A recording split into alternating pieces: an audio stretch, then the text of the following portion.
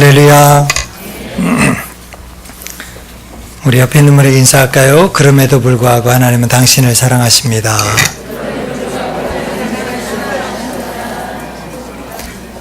하나님의 사랑하심이 우리 찬양과 또 우리 간증과 우리 모임 가운데 함께 하시는 것을 믿습니다.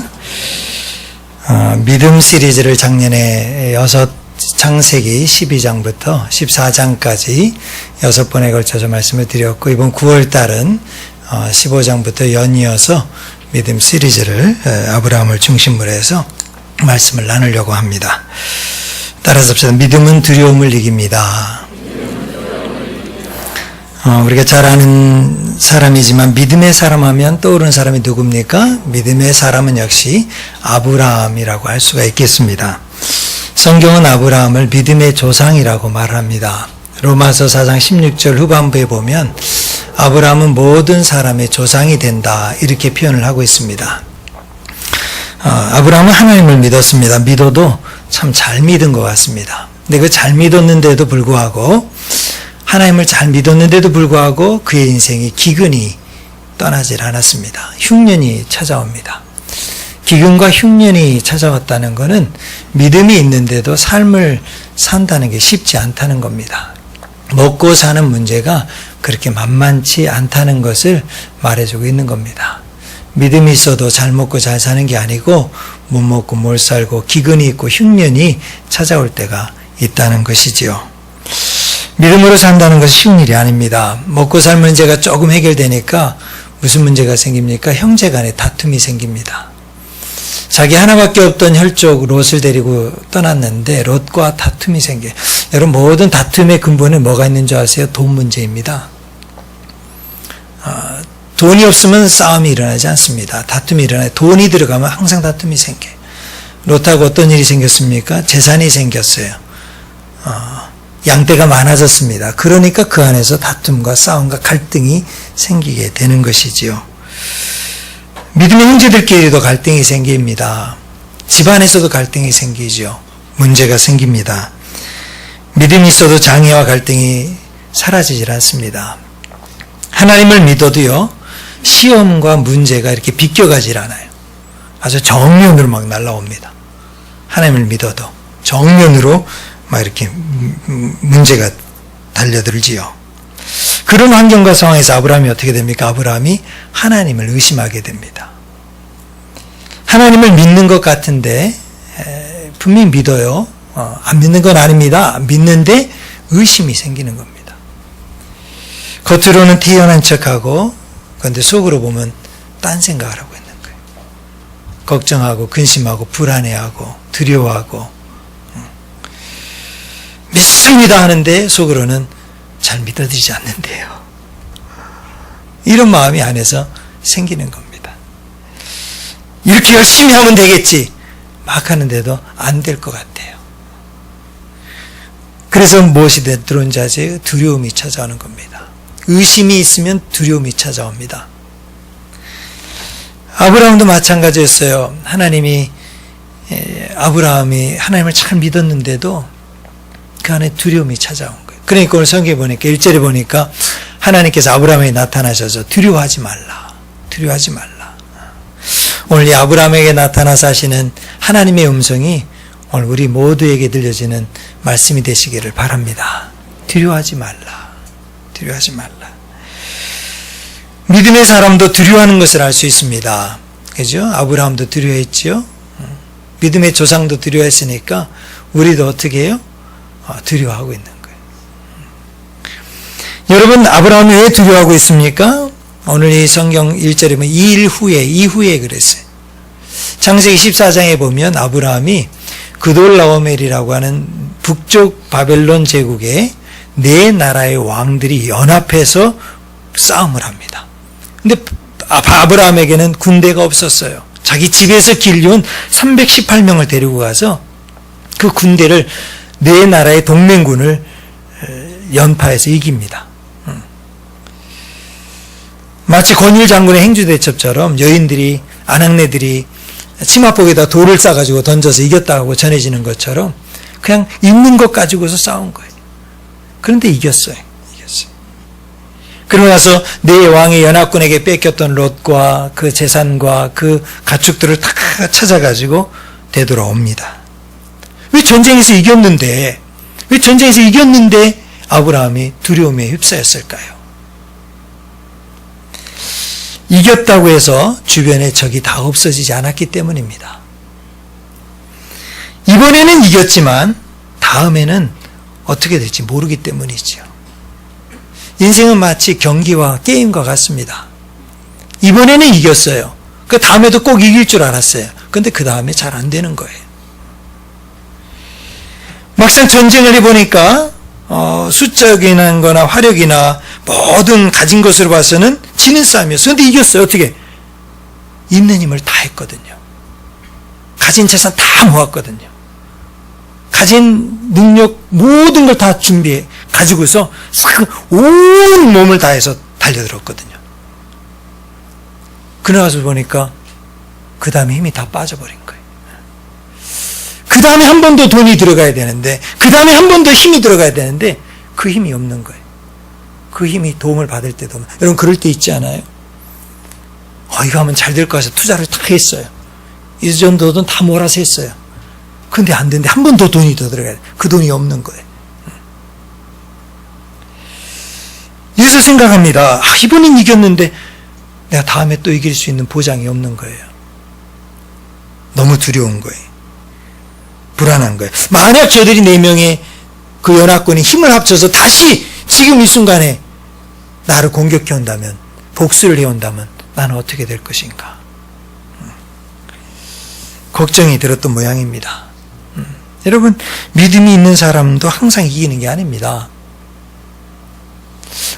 설교를 준비하는데 지난주에 소셜 그 뉴스에, 인터넷 뉴스에 한 뉴스 토픽으로 해갖고 제일 첫 번째 떠오르는 사람이 되는 장미란 선수 20kg 감량, 그게 떠올라 있더라고요. 장미란 선수 소식이 나온 거예요. 그러면서 맞다, 그런 생각이 들었어요. 뭐가 맞냐면 20kg 감량한 게 맞는 게 아니라 장미란 선수가 항상 기도하면서 엿기를 들어요. 그죠? 기도하세요. 엿기를 들어요. 기도해서 엿기를 들었어요. 할렐루야! 감사합니다. 간증을 했어요. 금메달 땄어요. 그 다음 세월이 지났어요. 또 기도했어요. 믿음의 사람이에요. 또 들었어요. 근데 안 들려요. 세월이 지났어요. 다리에 부상을 입었어요. 믿음이 없어진 겁니까? 아니요. 믿음의 사람이었는데, 지난번엔 이겼는데, 들었는데 이번에는 못 든 거예요. 안 들려진 거죠. 믿음이 있다고 병이 안 걸리는 게 아니지요. 여러분, 여러분 지금 사업에서 성공했습니까? 돈을 벌으셨습니까? 내일 그 돈이 있다는 보장이 없어요. 오늘 성공했다고, 사업에 잘 됐다고 돈 걱정 안 하는 인생 될까요? 그럴 수 없어요. 오늘 웃고 계시다고요? 내일 울을 수가 있어요. 믿음이 있는 사람도 불안하고 두려움 속에 살아가는 겁니다. 믿음이 있어도. 여러분, 요즘 우리 주변에 지난 여름에는 너무 더워서 불면증과 잠을 못 이루는 사람들이 많았지만 잠을 못 이루는 사람이 많아요. 불면증. 불안하기 때문에 잠을 못 자고 걱정거리 때문에 잠을 못 자는 사람. 그래서 약을 먹어야 잠을 자는 사람. 믿음이 없어서 약을 먹는 게 아니에요. 우울해지는 사람이 있어요. 여러분, 믿음이 없기 때문에, 믿음이 약해졌기 때문에 우울해지는 게 아니에요. 그럴 때가 있는 거예요. 우울해지고, 낙심되고, 두려워지고, 떨리고, 불안해지고. 이것은 믿음이 없어서 생기는 게 아니라 믿음이 있지만 그런 일들이 생기는 거예요. 여기 아브라함을 보세요. 두려워하고 있어요. 이게 우리의 모습이라는 거죠. 이게 우리의 모습이다. 아브라함이 두려워했던 또 다른 이유가 있습니다. 첫 번째는 그돌라오멜 동맹군이 비록 이겼지만 언제 다시 싸움을 했을 때 또 이길 수 있는 보장이 없기 때문에 두려웠고, 두 번째는 무슨 두려움이었을까요? 전쟁을 하고 다 찾아와서 장막으로 돌아왔어요. 돌아와서 보니까 자기 장막에 들어와 보니까 자기밖에 없는 거예요. 전쟁에서는, 고대 전쟁에서는 요즘과 같은 뭐 화학전이나 뭐 원자나 뭐 폭탄 이런 무기들이 없기 때문에 고대 전쟁에서는 뭐가 제일 중요했습니까? 인구가 제일 중요해요. 인구. 사람이 무기지요. 제일 강력한 무기였죠. 그러니까 사실은 그 사람들 속에서 네 군대 연합군 318명 가지고 이겼어요. 근데 그 사람들은 전부 다 자기 집에서 길러온 사람이에요. 내가 난 자식이 없는 거예요. 내 아들과 딸이 없는. 그래서 고대 전쟁에서는 자꾸 다른 나라 사람들하고 결혼을 해서 자식을 많이 넣는 거예요. 자식을 많이 갖는 거예요. 가장 큰 힘이었던 인구, 사람, 자기 가족, 자식이 없이 혼자 덩그러니 그 장막 안에 거하고 있는 겁니다. 남아있는 거예요. 자신의 처지가 두려운 겁니다. 우리에게 한번 적용해 볼까요? 믿음으로 살겠다고 헌신했습니다. 그래요. 주님만 바라보며 주님만 섬기겠습니다. 제게 어떤 것들이 다 뭐 중요하게 여겨져도 주님을 위해서 내가 아낌없이 주님 것 먼저 드리고, 주님을 위해서 먼저 시간 구별하고, 주님을 위해서 내가 헌신하고, 주님을 사랑하면서 내가 살겠습니다. 혹시 내 가정일이 조금 소홀히 여겨져도, 혹시 내가 내 거 챙기는 것 좀 줄어들어도 먼저 주님 거 내가 먼저 챙기고 주님 위해서 내가 살겠습니다. 사람이 인정해 주지 않아도, 내 명예가 혹시 그렇게 빛나지 않아도, 내 이름이 그렇게 높이 나타나지 않아도 주님만 보고 오직 하나님만 사랑하면서 섬기면서 살겠습니다. 이렇게 살았어요. 근데도 마음 한구석이 허전한 거예요.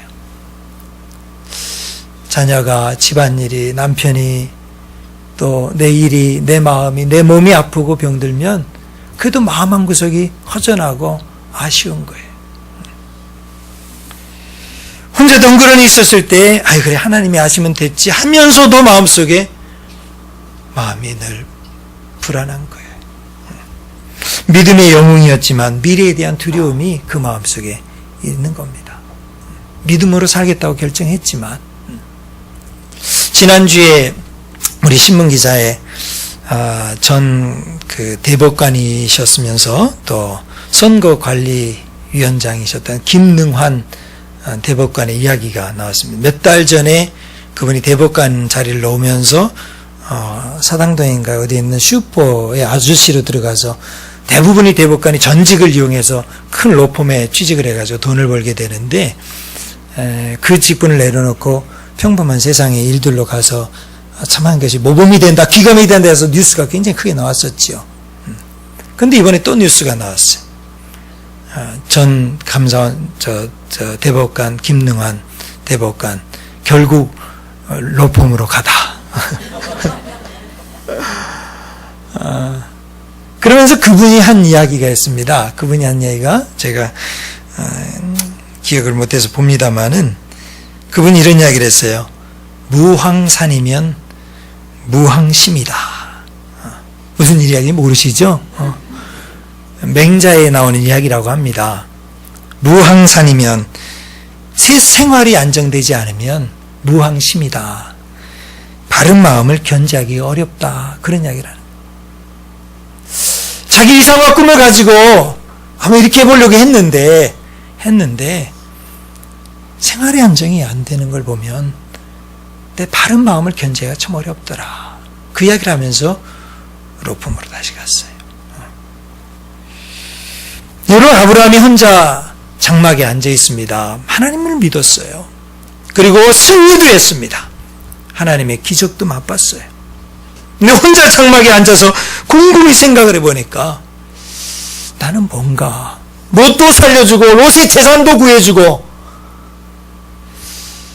또 주변에 하나님의 이름도 높였는데 나는 뭔가, 여러분 그런 마음들 때 있지 않습니까? 하나님이 무엇보다도 자손에 대한 약속을 해주셨습니다. 몇 살 때 아브라함에게 이 자손에 대한 약속을 해주셨냐면 75세. 그때 약속을 해주셨는데 그 이후로 10년이 지났습니다. 85세가 되셨어요. 혹시 내가 죄를 지어서 하나님이 이 응답을 자꾸 약속을 미루시는 건가? 혹시 내가 잘못 들은 것은 아닌가? 혹시 내가 다른 계획을 세워야 되나? 나도 대책을 세워놔야지. 무작정 내가 주님 믿고 주님 따른다고 뭐 어떻게 할 수 있겠나? 나도 좀 대안을 마련해 놔야지. 나도 좀 궁리를 찾아놔야지. 그러면서 점점 혹시 잘못된 거 아닌가? 하나님 혹시 잊어버리신 거 아니에요? 하나님 혹시 안 계신 거 아닙니까? 믿음이 없는 것하고 이렇게 의심을 하는 거와 다른 거예요. 그런 의심과 궁금한 게 너무 많이 우리 인생 속에 생겨나는 거예요. 하나님 혹시 안 계신 거 아닌가? 혹시 하나님 내가 너무 이런 것 때문에 나를 계속해서 외면하고 나를 보지 않으시는 거 아닌가? 자꾸 이런 의심이 들면서 자기 소원이 자기 뜻이 이루어지지 않으니까 이 의심이 두려움으로 돌변을 하고, 그러면서 이 두려움이 우리의 마음을 상하게 만듭니다. 그게 마음의 상처가 되는 거예요. 내 마음과 내 소원의 뜻이 툭툭 들어지고 응답이 되고, 예, 그렇죠. 원하는 대로 다 해주면 뭐예요? 상처될 일이 없지요. 근데 여러분, 나를 낳아준 부모님도 내가 원하는 대로 안 해주세요. 내 옆에서 같이 자고 있는 남편 안 해도 내 마음대로 안 해주세요. 상처가 나. 마음이 상하는 거예요. 마음이 상해. 하나님께서 나를 지키시고 내가 믿음을 믿고 그분을 따라가서 이렇게 살고 있는데 그분이 내 마음 안 도와주시는 것 같는 거예요. 그러니까 마음이 상하는 거예요. 그러니까 예수 믿은 신앙생활 하면서 마음이 즐겁고 행복하고 막 이렇게보다 마음이 상하는 거예요. 마음에 조금씩 금이 가기 시작하는 거예요. 그걸 상처받은 영혼이라고 하는 거예요. 잠언 13장 12절에 보면 이런 말씀이 있습니다. 소망이 더디 이루어지면 그것이 마음을 상하게 하거니와. 소원이 늦게 이루어지면 마음이 상한다는 거지. 마음이 상하니까 나오는 이야기가 2절 3절의 말씀입니다. 오늘 2절과 3절을 우리 다시 한번 읽어보겠습니다. 시작. 아브라함이 이르되 주 여호와여 무엇을 내게 주시려 하나이까? 나는 자식이 없사오니 나의 상속자는 이 다메섹 사람 엘리에셀이니이다. 아브라함이 또 이르되 주께서 내게 씨를 주지 아니하셨으니 내 집에서 길린 자가 내 상속자가 될 것이니이다. 여러분, 마음이 상하니까 지금 아브라함이 주 여호와여 이렇게 부르고 있는데 이 주 여호와가 아니십니다. 마음이 상하니까 주 여호와를 부르긴 부르지만 마음이 편하질 않아요. 그래서 그 다음에 뭐래? 무엇을 내게 주시려 하나이까? 여러분, 이 본문을 잘 읽어야 돼요. 무엇을 내게 주시려 하나이까? 약간 톤이 좀 달라져야 될 거예요. 내가 그걸 표현하지 못하는데, 여러분 그런 거 있잖아요. 그럼 뭐 하시려고요? 무엇을 주시려고요? 좀 더 해야 될지도 몰라. 마음이 상하니까. 여러분, 아브라함의 심정에 공감을 하지 않습니까? 저는 공감이 돼요. 하나님 무엇을 주시려고요? 여러분, 아브라함은 자식이 없는 문제 때문에 이렇게 두려워하고 불안하고 의심이 생기고 하나님 앞에 이렇게 투정 부리듯이 비아냥거리듯이 이렇게 말하지만 우리는 자식이 있는 것 때문에 그런 분도 계시잖아. 이게 좀 다른 것 뿐이지. 어떤 사람은 남편, 가족이 좀 없는 것 때문에 그러잖아. 어떤 남편 있고, 너무 자주 있고 같이 있는 것 때문에 또, 어떤 분 멀리 있는 분 때문에 또 그렇고. 그런 거 아니에요? 어떤 이는 내 몸의 건강 때문에 마음이 상한 거예요. 물질 때문에 마음이 상한 거예요. 사소한 말 때문에 마음이 상해서 무엇을 하시려고요? 무엇을 주시려고요? 여러분, 마음이 상하면 좋은 게 아닙니다. 마음이 상하면 아무리 맛있는 게 씹히질 않아요. 마음이 상하면 죽을 먹어도 취하고요. 마음이 좋으면 돌을 먹어도 소화가 된대잖아요. 마음이죠. 마음이 상해서 하나님께 화가 난 아브라함입니다. 그래서 이제 더 나아가요. 그냥 무엇을 주시려고 이렇게 하지 않아요. 이제 그 다음에 뭐라고 하는지 아세요? 하나님, 안 해주셔도 괜찮습니다. 하나님 말씀대로 내가 꼭 살아야 되는 줄 아세요? 나 하나님 말씀대로 안 살아도 괜찮습니다. 아니, 내가 꼭 하나님 말씀만 믿고 살아나는 법 있습니까? 하나님 약속만 바라보고 살라는 법 있어요? 제가 길러놓은 사람이 있습니다. 마련해낸 대안이 있다는 거예요. 이거 모르셨죠? 내가 뒤에 좀 살짝 감춰놓은 거 모르셨죠? 그걸 딱 꺼내는 내 집에서 길리온 엘리에셀이 있습니다. 엘리에셀이 있습니다. 이것 좀 우리하고 똑같아요. 공감이 너무 되는 거예요. 나는 자식이 없사오나 언제 이루어질지 모르는 그 약속 믿고 사는 게 아니고, 다 약속도 그래 뭐 믿음이 있으니까 이루어지시겠지 하면서도 그것만 안 바라보지요. 엘리에셀도 키워요. 저는 두려움의 결과는 자기 식대로의 처방을 내린다는 겁니다. 두려우면은 그 두려움을 해결할 수 있는 분을 잡을 것 같잖아요. 그러니 그렇지 않아요. 두려움에 빠지면 자기 세계로 빠집니다. 자기 생각으로 빠져요. 그래서 더 두려워집니다. 이게 참 희한한 거예요. 아브라함은 자기 식대로 그래서 결국은 자기가 할 수 있는 방법을 마련하는 거예요. 그러니까 자기가 할 수 있는 방법, 인간적인 방법을 마련했기 때문에 그처럼 설득력이 있어 보이는 거예요. 자기가 인간이니까. 인간에게 인간적인 방법은 너무 설득력이 있어요. 너무 합리적인 방법이에요. 인간적인 생각이기 때문에 우리의 감정에도 꼭 맞아요. 우리의 생각에도 맞습니다. 하나님께서도 이 정도라면 이해하실 거야. 하나님께서도 이 정도라면 그래, 너의 열심 정도로 봐주실 수 있을 거야. 결국은 자기식대로 밀어붙입니다. 그래서 그런 자기식대로 밀어붙이는 아브라함에게 하나님께서 뭐라고 말씀하십니까? 4절입니다. 4절 말씀을 읽겠습니다. 시작. 여호와의 말씀이 그에게 임하여 이르시되 그 사람이 내 상속자가 아니라 내 몸에서 날짜가 내 상속자가 되리라 하시고, 요즘 말로 하면 하나님께서 아브라함에게 빙빙 돌려서 이야기하지 아니하고 돌직구를 날리시는 거예요.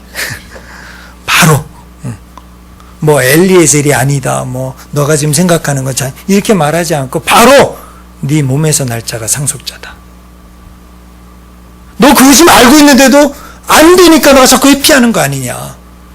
너 믿음 있는 거 알면서도 너가 뭐가 진리고 뭐가 하나님의 뜻이고 하나님의 정말 그 일들 위해서 어떻게 해야 될지 알면서도 너 계속해서 빙빙 돌고 엘리에셀 보고 세상 보고 저거 보고 자꾸 네가 말하고 싶은 걸 자꾸 말하고 있지 않느냐. 바로 여러분, 하나님의 말씀은 엘리에셀도 될 수 있지. 야, 정 기다리다가 안 되면 양자도 얻을 수 있어. 야, 뭐 이따가 안 되면 그냥 이렇게 하면 돼. 뭐 이렇게 하시는 말씀에 바로 직접 내 몸에서 날짜다. 길리는 자가 아니다. 내 몸에서 날짜다. 자꾸 우리는 하나님을 내 생각으로 자꾸 설득하려고 그래요. 하나님을 자꾸 설득하지 않아도 하나님은 이해하고 계십니다. 하나님 알고 계십니다. 하나님을 자꾸 그 생각을 듣고 깨닫고 따르기보다는 따르지 않아야 될 이유를 자꾸 설명하고, 내가 자꾸 그 길을 가지 않는 나를 변호하고 변명할 수 있는 이야기들을 자꾸 만들어내는 거예요. 사람들은 자꾸 자기의 상황에 따라서 말씀을 바꿔요. 자신의 명분을 위해서, 자기의 생각을 관철시키기 위해서. 그럴 때가 있잖아요. 이제 결국 하나님은 뭐예요? 하나님은 하나님의 말씀에 따라서 우리가 변화되기를 원하신다는 거죠.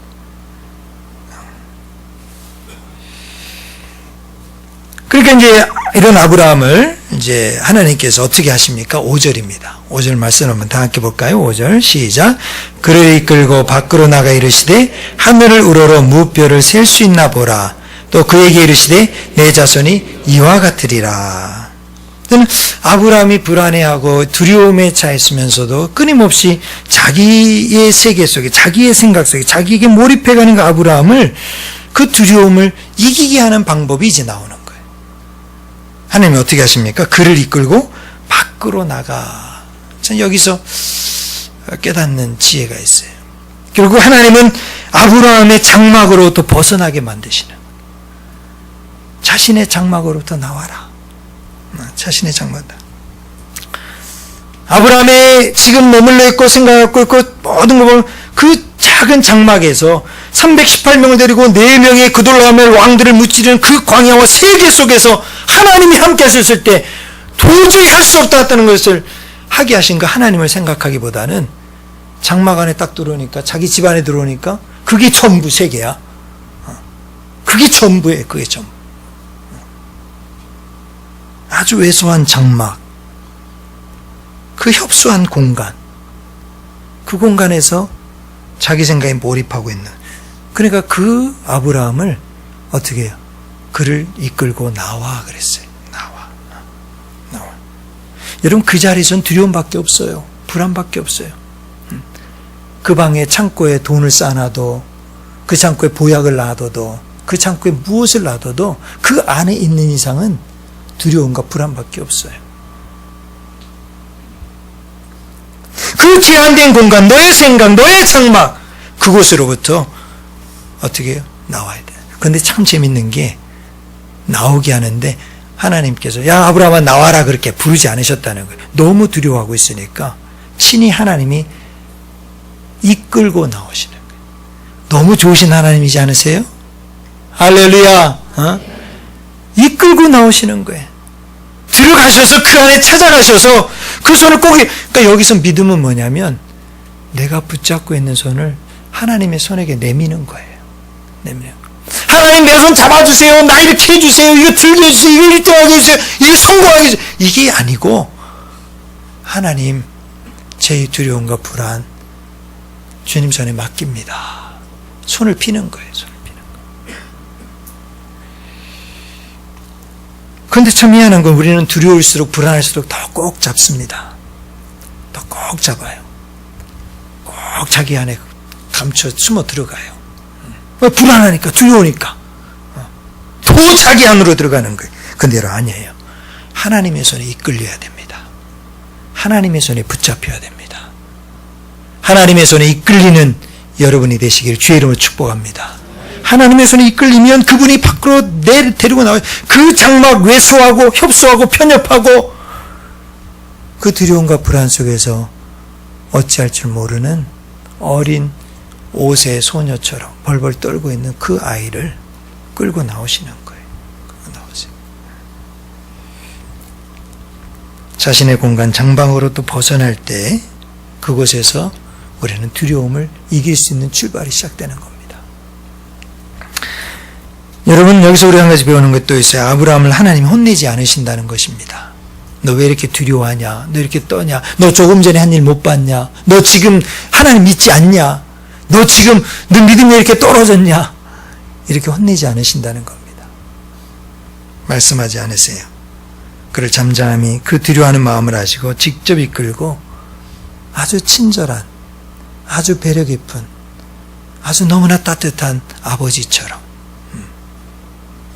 그 손을 이끌고 나오십니다. 나오셔서 무엇을 보여주십니까? 보여주는 무뼈를 바라보라. 무뼈를 바라보라.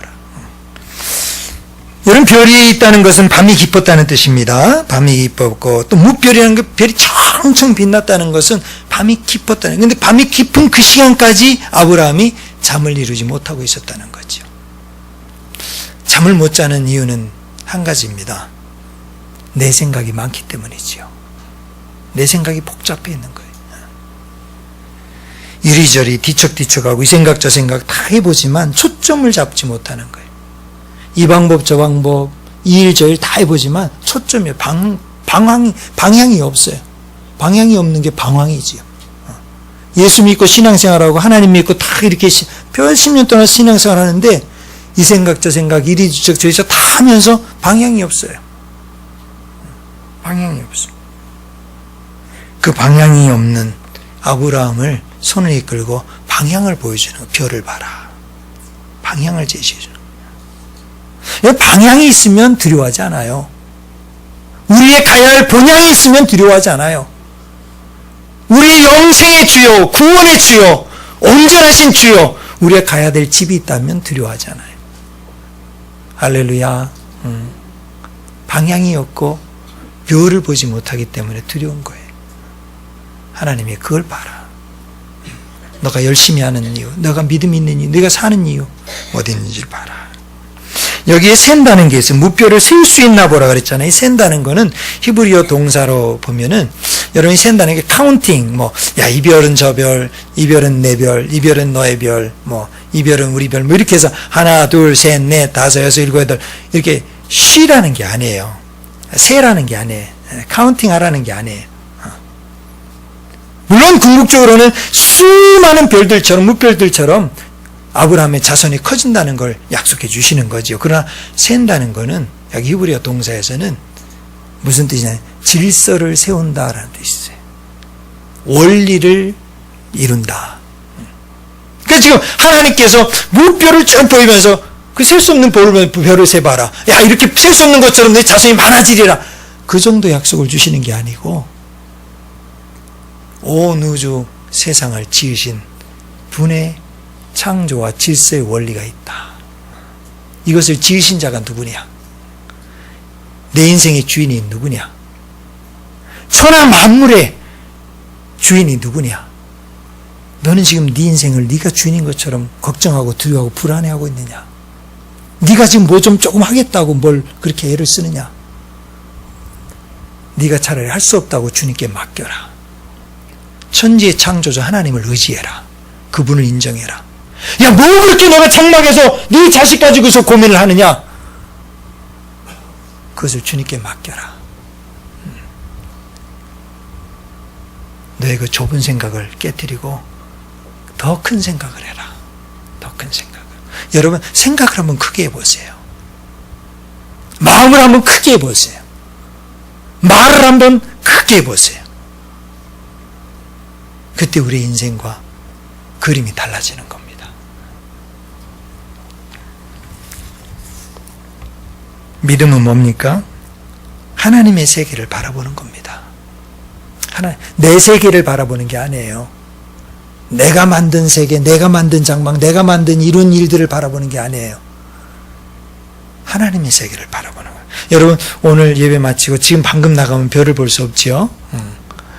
그럼 오늘 저녁에 두렵고 불안해하고 염려하고 마음이 답답한 분 계시면 하늘을 쳐다보십시오. 아유, 제 사는 동네에는 하늘이 막혀 있습니다. 안 보입니다 하는 분들은 차를 타고 한번 별을 볼 수 있는 데로 한번 가보세요. 무별을 셀 수 있는 자가 누구냐? 네가 지금 그돌라오멜 영합군을 이긴 것도 네가 318명을 잘 사용해서 이겼느냐? 너가 경영해서 너의 원리에 따라서 이겼냐? 내가 지금까지 지내온 것도 너의 인생 철학을 가지고 살아온 그 결과 아니야? 아니다. 아니다. 이 모든 것은 때때로 하나님이 보이지 않는 손으로 인도해 주셨고 우리의 부끄러움과 수치를 감춰 주셨고 우리의 당할 고난과 고통과 아픔을 천사를 통해서 감당할 수 있도록 힘도 주셨고 우리의 가족도 친구도 이웃도 이 세상도 하나님께서 이제까지 우리를 함께하도록 도와주지 아니하셨느냐.